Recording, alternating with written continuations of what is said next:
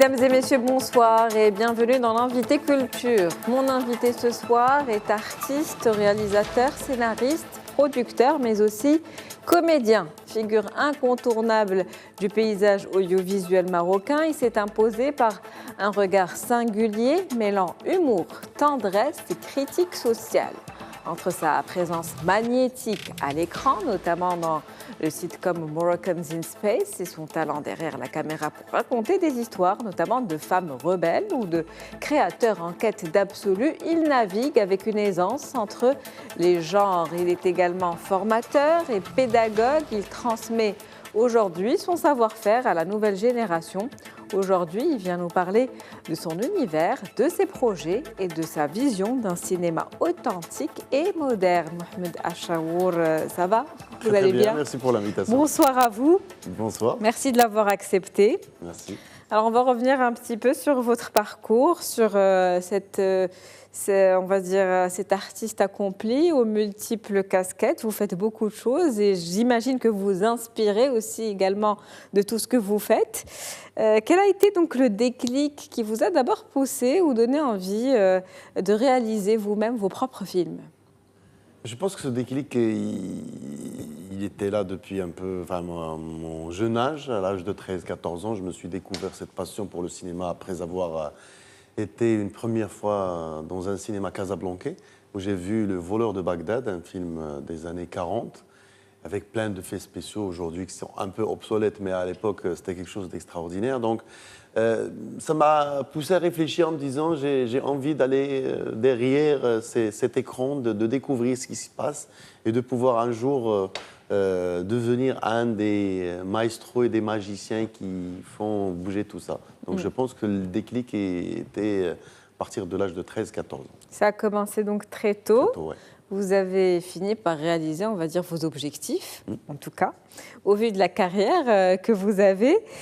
Comment vous arrivez à concilier cette exigence technique du réalisateur et ce regard de réalisateur avec cette liberté aussi d'acteur en termes d'émotion? Je pense que je n'ai jamais conçu le travail artistique comme du fonctionnariat. J'ai toujours aimé toucher à plein de choses et de me donner à chaque fois la liberté de prendre des risques dans ce que je fais. Et je pense que mon intuition me guidant et puis l'envie de bien vouloir faire et de me découvrir à chaque fois et découvrir une facette de moi font en sorte que je prends des risques et ces risques-là me mènent dans des expériences où je prends du plaisir. Je n'ai pas de notion d'échec ni de réussite, mais au contraire, souvent c'est des expériences et des découvertes. Mmh. En tout cas, le fait d'avoir cette multicasquette, j'imagine que ça vous aide parce que vous avez un regard un peu plus profond des choses et vous pouvez vous mettre à la place du réalisateur, de l'acteur, du comédien, du producteur. Donc, j'imagine que ça aide. Votre premier film s'est intitulé justement Un film. Il traitait de la difficulté de créer. Est-ce que c'est quelque chose qui vous angoisse encore, on va dire syndrome, ou cette angoisse de la page blanche, de ne pas avoir de créativité, de ne pas pouvoir produire ou de ne pas arriver à ce scénario parfait tel qu'on se l'est imaginé? Je pense que ce syndrome existe et existera toujours dans la vie d'un artiste, mais c'est aussi un moteur. C'est pas du tout un obstacle. Je pense que le fait de douter, le fait d'avoir peur, etc., parce qu'on est toujours devant quelque chose d'inconnu. C'est-à-dire que c'est une expérience où, comme j'ai dit tout à l'heure, où l'on découvre des choses sur nous-mêmes, où l'on se découvre. Et puis, il n'y a pas de garantie de réussite et c'est ce qui rend la chose excitante et très intéressante. Après, oui, bien sûr, il y a des acquis, il y a des expériences qui vont faire en sorte qu'on va éviter quelques petits ajustements. Voilà, des ajustements, etc. Mais sinon, je pense aussi c'est ce qui ramène un peu de piquant dans la vie d'un artiste, c'est ce monde inconnu où à chaque fois on est là, on fait des sauts comme ça.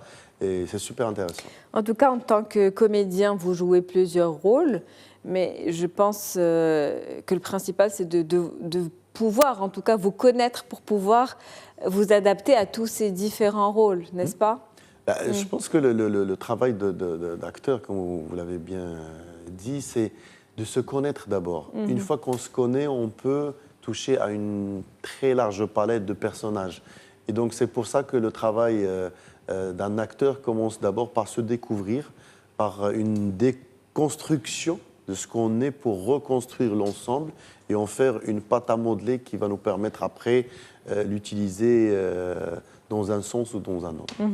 Avec El Hajjat, vous avez rempli les salles de cinéma en jouant sur ce pari d'une comédie sociale jouée par des femmes âgées d'ailleurs.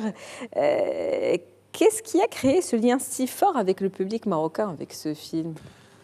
Je pense que c'est le sujet, puis aussi l'attachement qu'on a à cette tranche d'âge. J'ai toujours considéré qu'au Maroc, malheureusement, une fois que nos parents arrivent à l'âge de la soixantaine, parfois même la cinquantaine chez les femmes, la vie finit, alors que non, il y a tout à construire, c'est une nouvelle vie qui commence. Et j'avais envie de dire que ces personnes-là, ce n'est pas que des accessoires dans des salons qu'on va retrouver, ce n'est pas que Jdawatna ou la non-mamie, non. C'est des personnes qui ont encore des choses à vivre, des émotions à découvrir. Et puis, le temps d'un film, le temps d'une histoire, le Hajjat, je me suis permis aussi un peu de bousculer certaines choses. Voilà. Des femmes auxquelles vous rendez d'ailleurs hommage.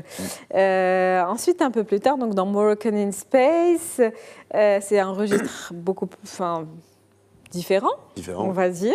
Vous jouez sur plusieurs genres, comme je le disais tout à l'heure en introduction. Est-ce que la science-fiction, le fantastique, est un genre que vous avez envie d'explorer encore davantage? Oui, parce que d'abord, c'est une jouissance infinie par rapport à notre imagination. C'est des mondes qu'on invente et qui n'existent pas. Et comme dans l'expérience de Maraïb al-Fada au Moroccan in Space, mélangeant la science-fiction à l'humour aussi, parce que voilà, c'est plus un secret pour personne, j'adore l'humour, j'en mets partout là où je peux.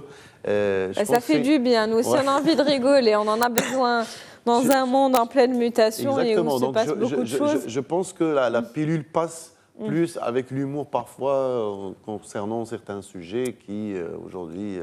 Voilà, avec le contexte mondial et tout.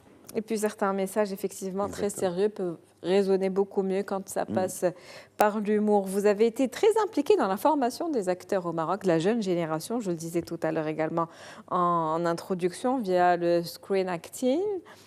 Quelle est selon vous la plus grande lacune aujourd'hui, ou le défi en tout cas pour ces jeunes comédiens qui se lancent dans cette industrie du cinéma?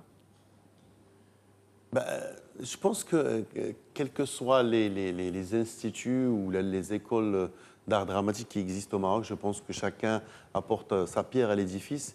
Et on a aujourd'hui des acteurs et des actrices de rang international. Ce qui manque, c'est la production.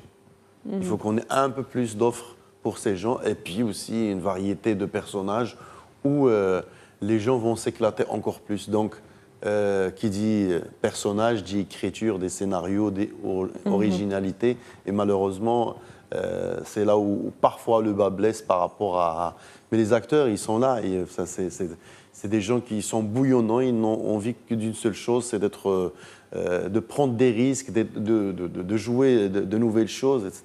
Et pour aller plus loin dans cette réflexion, vous qui avez une expérience justement sur le terrain, comment pensez-vous qu'on puisse renforcer davantage cette industrie qui est déjà existante aujourd'hui au Maroc, cette industrie cinématographique? Je pense que c'est le concours de plusieurs, disons, acteurs, l'État, le privé, et puis je pense aussi à des instituts privés spécialisés qui, si on travaille ensemble et qu'on lance une industrie cinématographique ou télévisuelle, comme aujourd'hui on a lancé une industrie du football, qui marche super bien et qui donne des résultats. Je pense aussi que si on mise sur l'audiovisuel et sur la fiction et qu'on puisse l'exporter comme d'autres pays l'ont fait avant nous, ça ne pourrait que marcher parce qu'on a un patrimoine historique extraordinaire où l'on peut puiser. Puis voilà, un pays magnifique, des décors extraordinaires, des techniciens super calés. Donc voilà. On pourrait exporter nos propres Exactement. productions comme les productions aujourd'hui espagnoles, coréennes, Exactement. américaines. Tout à fait. Comment voyez-vous l'évolution justement du cinéma face aussi à cette, j'ai envie de dire menace, mais je ne sais pas si c'est le bon terme, qui est la montée en puissance du streaming? Alors, je pense que le cinéma, il a toujours résisté à plein de choses. Il a résisté d'abord à la télé, après il résiste encore aux plateformes. Maintenant, c'est au cinéma aussi de s'adapter, de ne pas être figé dans sa forme classique, parce qu'un jour ou l'autre, comme vous l'avez bien dit, on passera à autre chose. Et je pense que les gens qui sont dans l'industrie le savent et ils se préparent à cette étape-là. Mais moi, ce qui m'intéresse, c'est vraiment l'essence même du cinéma ou de la créativité au centre, avec un réalisateur, des acteurs, une histoire, où l'on fera toujours rêver les gens, parce que ça, par contre, ça existe depuis des millénaires sous des formes soit littéraires, soit de contes, soit beaucoup plus visuelles comme le cinéma. Donc je pense que moi, je ne me fais pas de soucis par rapport à ça. C'est plus impactant, effectivement. Pour conclure, est-ce que vous pourriez nous parler de vos projets actuellement en cours? Mon projet, l'un de mes projets en cours, effectivement, c'est un centre de formation et de coaching en acting ici, dans la ville de Rabat, où je me fais un plaisir de partager avec d'autres profs notre savoir, et puis donner aussi surtout de l'espoir à cette jeunesse montante. Et puis, préparation d'un prochain long métrage qui verra le jour d'ici une année. Voilà. On a hâte, en tout cas, de regarder ça en grand écran, n'est-ce pas, au cinéma. Grand écran, exactement. On a hâte. Merci à vous, Mohamed Achaour. C'était un plaisir de vous avoir comme invité ce soir. Un dernier message pour le public, peut-être, avant de nous quitter. Toujours aller au cinéma, encourager l'art et découvrir ce qui se passe chez vous. C'est enthousiasmant et encourageant pour nous, artistes. Merci à vous. C'est sur ces derniers mots que se termine cet entretien. C'est la fin d'Invité Culture pour ce soir. Je vous souhaite une très bonne soirée. C'est la fin de ce journal. Merci de l'avoir suivi, mais restez avec nous. On revient dans quelques minutes pour un nouvel journal.